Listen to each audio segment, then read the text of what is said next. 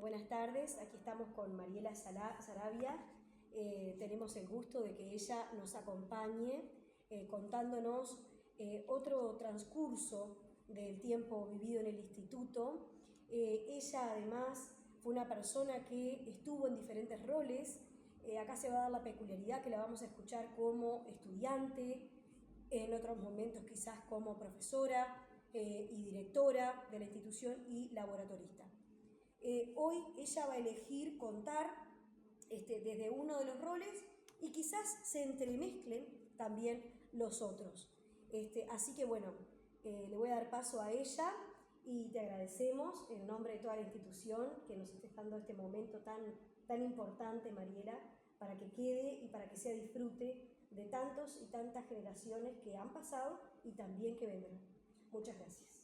Sí, el agradecido soy yo, porque realmente cuando me invitaste en nombre de la institución, empecé a buscar en el baúl de los recuerdos y eso me llegó muy adentro, muy a la sensibilidad, porque realmente es cierto, sí, yo estuve 30 años acá adentro, después que me recibí, y doy gracias a la vida justamente que me haya posibilitado que esta casa fuera parte muy sólida en mi desarrollo personal. 30 de los 75 que tiene esta casa. Sí, sí, sí, tal cual. Por lo tanto, para empezar todo esto que es tan amplio y que 75 años es un lindo número para celebrar, Sí. me puse a pensar y digo, bueno, ¿y cómo empezamos esto? ¿En qué va a consistir para que la gente tome conciencia de que en todas las épocas el Instituto de Formación Docente fue realmente una necesidad educativa en Minas como en todo el país? Por esa razón es que yo digo, bueno, me voy a basar en 3 palabras que creo que me van a acompañar en esta charla contigo. Una de ellas es el paso del tiempo. El tiempo como el gran maestro de la vida, ¿no? Y que lo miro ahora con mis 73 años y digo, todo lo que se ha hecho cuando uno bucea en esos recuerdos y hay cosas que no te das cuenta cómo las hiciste, ni por qué, ni para qué, pero están hechas, eso es lo importante. La segunda palabra sería la evolución como un proceso de transformación.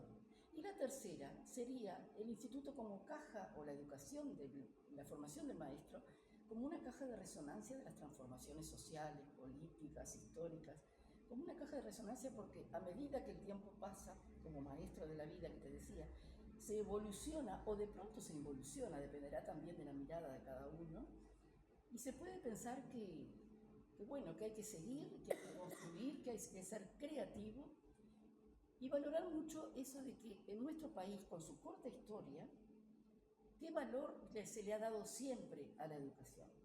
Pensar que ya en 1813, en Artigas, le dio la importancia a que sean los orientales tan ilustrados como valientes, ¿verdad?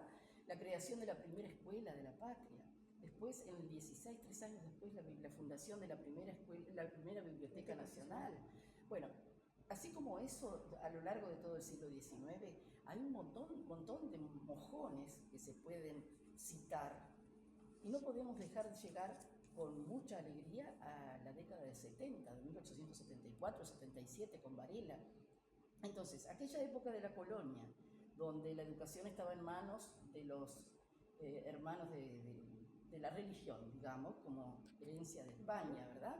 Después, de a poco, la importancia que personas laicas se dedicaran como si fueran realmente preceptores y oficiaban de preceptores y entonces circulaban por todo el país. Por ejemplo, venían a Minas, se quedaban 3 meses más o menos, y ahí recibían niños o jóvenes cuando había un analfabetismo tan alto y se preocupaban, miren ustedes por qué se preocupaban, por la castellanización del idioma, ¿tá?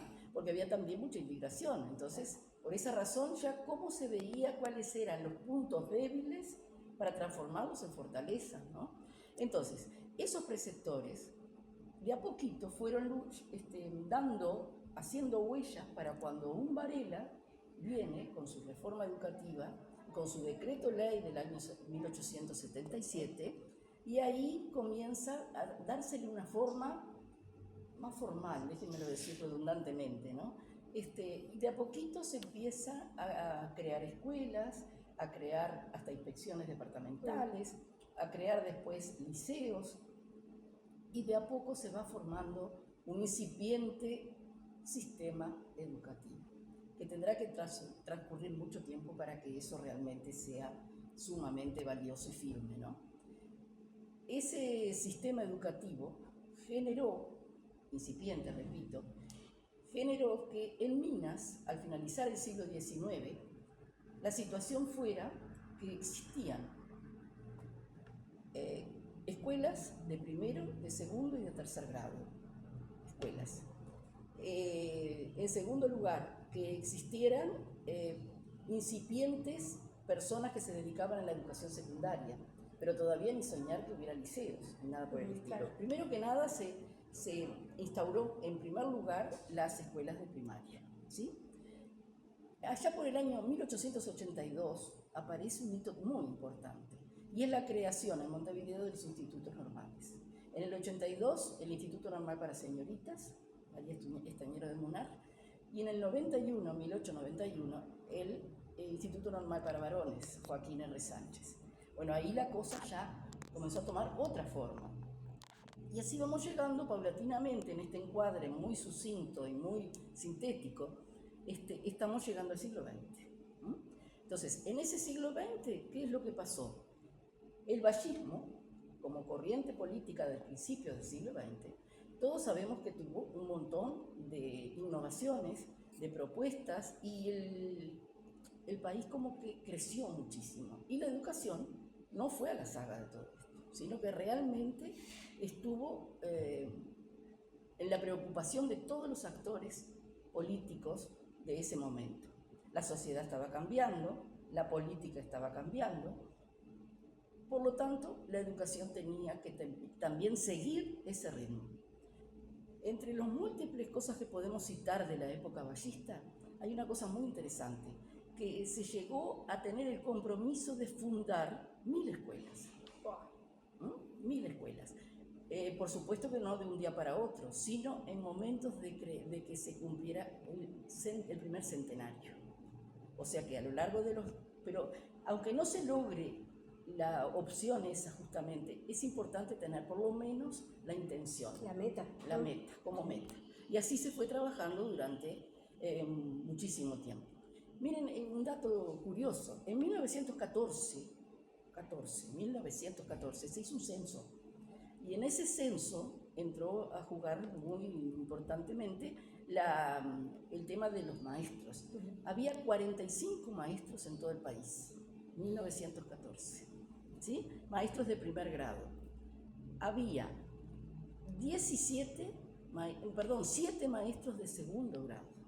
Y de tercer grado, que eran las personas que se dedicaban a la parte administrativa o a las inspecciones, había 3 en todo el país. Ahí ¿no? está. ¿Primer grado se dedicaba al aula? Sí, maestro de primer grado, aula. Y las escuelas de primer grado eran más que nada las que funcionaban desde primero a cuarto. Ahí está. ¿Tá? En la escuela rural, por ejemplo. Los de segundo grado tenían un plan de estudio que comenzaban en carácter libre y algunas materias en carácter reglamentado, sobre todo la práctica docente. La práctica docente, ¿en manos de quién estaba en esa época? Estoy hablando del principio del siglo XX, ¿no? Estaba con los inspectores departamentales, algún inspector de zona, que después sería el que equivalía a las escuelas de práctica, y las escuelas de práctica, ¿saben cuáles eran? La 1 y la 2. La 1 de varones y la 2 de niñas. Todo esto es un poco para encuadrar. Sí, nos comentaban en la primera entrevista. Ahí está. Donde habían hecho la práctica y aparecían las escuelas. Claro, las escuelas 1 y la escuela 2. Entonces, ¿qué pasa en 1918? Hay un cambio en la Constitución. Y esto es muy importante. Porque una de las tantas cosas que la Constitución, que fue plebiscitada en el 17, pero que entró en vigor realmente en el 19, pongámoslo el número en el medio, en 1918, se crean los entes autónomos. Y entre ellos, el Consejo Nacional de Enseñanza Primaria y Normal. La palabra normal, ¿a qué refiere? refiere justamente a los lugares donde se preparaban maestros. Y esto lo enfatizo porque después vamos a ver que deja de ser instituto normal para hacer otra cosa, que después lo decimos. ¿Sí? Entonces, al tener un consejo de educación que tenía un aspecto, ahora se le llama gobernanza, en esta transformación educativa que estamos viviendo en este momento, se le llama un poco la gobernanza de la educación. Bueno, en aquel momento tenían a su cargo la administración y eran consejos desconcentrados, con una autonomía en lo técnico, pero con una autonomía menor en todo lo que fuera lo económico, por ejemplo. Después en ese siglo XX, hubo etapas sumamente fermentales. Y quiero hacer pie en este momento en el año 1949. Fue un año que hizo, en el mejor de los sentidos de la palabra, hizo como una bisagra. Ya sé lo que se viene. Ya sabes lo que se viene. Pero antes que se venga eso, todo lo que ha pasado hasta ahora en el siglo XX, omití decirlo, por eso es que se ramifican mucho las cosas, omití decir los planes de estudio que hubo en ese momento. El plan del año 1924 y el plan de 1939. Planes de estudio, o sea, un conjunto de objetivos, de metodologías, de contenidos sumamente, con una sobreabundancia muy grande de contenidos. ¿Y quiénes entraban en esos planes? Los niños que salían de la escuela, con 12 añitos. Todavía no existía el liceo. Por lo tanto, no era salir de sexto año o de pronto de cuarto año mismo y pasar a hacer una carrera docente. No hablemos de vocación, no hablemos de nada de eso. Entonces, esos planes a dónde apuntaban. Y bueno, tenían una especie de paralelismo con lo que se trabajaba en los liceos, las materias normales del liceo, matemática, español, todas sobre todo las ciencias. Y en eso también enfatizo porque ahora cuando lleguemos al Instituto de Minas vamos a enfatizar eso también. Entonces, esos... ¿en qué estaba Lucía? En esos antecedentes que estabas contando para llegar al 49. Ahí está. Sobre los programas. En el año 24 y en el año 39, los planes eran de 2 etapas. Una etapa que se llamaba ciclo cultural, que era muy equivalente al liceo, a lo que después iba a ser un liceo. Y otra etapa, entre comillas, profesional. Y ahí había algún atisbo de cómo enseñar, pero muy superficial. Eran niños chicos, ¿se dan cuenta ustedes? Bueno, pero es lo que en ese momento la institucionalización era esa. ¿A ti qué te gusta? Sí, me gusta el tema. Ahí está. Entonces, me gusta el proceso. El proceso. Estamos llegando en ese momento, en el año 24, principio del siglo XX, acordémonos de la gran influencia del positivismo. ¿Hay algún registro, Mariela, de esos programas? ¿Hay algún lugar donde se pueda acceder? Nunca los vi. Nunca los vi. Pero sé que hay un registro, porque yo quería decir que para hacer este baúl de recuerdos, yo me valí mucho de este libro, de este folleto que lo hizo Pacheco. Bueno. Pacheco, el profesor Pacheco, que estuvo tantos años aquí, y que él, como profesor del seminario de Historia de la Educación, de Historia del Instituto, perdón, elaboró este material y yo realmente lo agradezco porque ha sido de una gran ayuda. Sí. Indudablemente, le voy a preguntar a sí, hay que preguntarle esa pregunta, no te la sé contestar dónde, pero él hizo una investigación muy seria acá. Por supuesto que sí. Bueno, y ahí vamos llegando poco a poco a los 2 ciclos, al ciclo cultural y al ciclo de conceptos generales. Eso pasó en el plan 24 y en el plan 39. Y ahí nos vamos llegando que ha habido algo como revulsivo en la educación. Se veía, se notaba, y así fuimos llegando al 1949. Por ejemplo, en las escuelas rurales. Las escuelas rurales de primer grado eran hasta cuarto, pero en ese momento toda la gente que tú que tanto te gusta la escuela rural, y a mí también, creo que yo me recibí de maestra en la escuela rural, la escuela rural tuvo un gran movimiento, un gran dinamismo, y ahí se formó en Piriápolis el Congreso Nacional de Maestros Rurales. Y de ahí, como hijito, el programa de escuelas rurales, que fue una joya literaria, al 49. En el 49 se crea el Instituto Normal Rural, Wow. que comenzó en una escuela rural que creo que era 17, pero capaz que no, de San José, en el departamento de San José. Qué interesante. Sí, se creó allí un instituto normal rural cuya directora estuvo muchos años a cargo. Y después se trasladó a la Cruz de los Caminos, donde está actualmente, en el departamento de Canelones, muy cerca de Pando. Sí, sí, bueno, sí, sí. Y ahí ellos tienen una labor Claro. de enseñanza, De investigación, de extensión. de investigación, de extensión y de posgrado. Claro, sí, sí. Yo hice ahí un mes y medio internados allí todo el tiempo, que fue exquisito aquello, en el año 72. Bueno, y allí, en ese instituto, es cuando las personas iban a ver, había cursos de un año enteros, después eran como cursillos, pero fue de una vitalidad impresionante. O sea que año 49, vamos a decir una tercera cosa del año 49, hablamos del Congreso Rural, hablamos del Instituto Normal Rural, que ahora se llama Centro Agustín Ferreiro, CAF, sí. ya que estamos en la era de las siglas, sí. el CAF. Y la creación del programa. La creación del programa rural. Y bueno, y acá llegó, en 1940, llegó a Minas una maestra de segundo grado, o sea, de las maestras que habían hecho todo reglamentado en Montevideo. Su nombre es Violeta Nini Silva. No sé si ya era de Morsolio, esa parte no sé. Ya me empiezo a esterilizar. Bueno, bueno, llegó Violeta a la Escuela 8 y fue directora de la Escuela 8. Y siempre cuando hay una innovación tan grande que se transforma en reforma, que se transforma hasta, digamos, en una nueva era, ¿tá? Todo aquello que se venía gestando y que tenía mucho de carencias, pero muchísimo también de buenas intenciones. Entonces ella empezó a ver y transformar la necesidad de formar maestros en una verdadera necesidad sentida en la comunidad de Minas. ¿Qué trabajo? Un brutal trabajo. ¿Qué trabajo? Tenía sus maestros a cargo en la Escuela 8, pero ella supo, eso no lo viví, por supuesto que no, pero supo, aparece en otras entrevistas. También aparece ese sentir de quién era Violeta en ese momento. En ese momento. Porque fue un momento fermental, un momento de semillas. Y esas semillas no las sembró ella sola. Ella supo antes que nada formar equipos, formar un equipo de docentes y de personas de la comunidad, de fuerzas vivas de la comunidad del departamento.